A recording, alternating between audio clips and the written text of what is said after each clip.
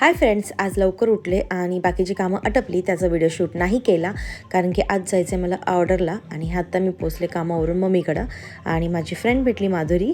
आणि त्याच्यानंतर आम्ही निघालो मुळशीसाठी. लोकेशन खूप लांबचं आहे पण लोकेशन खूप सुंदर होतं. ऑन द वे छान छान आम्ही व्हिडिओज काढले आणि तसंच पोचलो आम्ही गोल्डन फील्ड हे रिसॉर्टला मुळशीमध्ये. आणि खूप सुंदर लोकेशन होतं, खूप छान डेकोरेट केलेलं होतं.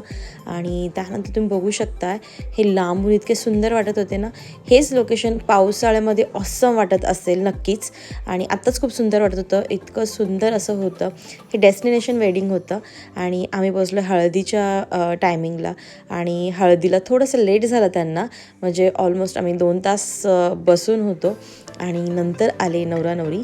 आणि खूप छान असं तिथं लोकेशन म्हणजे लेकच्या बाजूलाच होतं.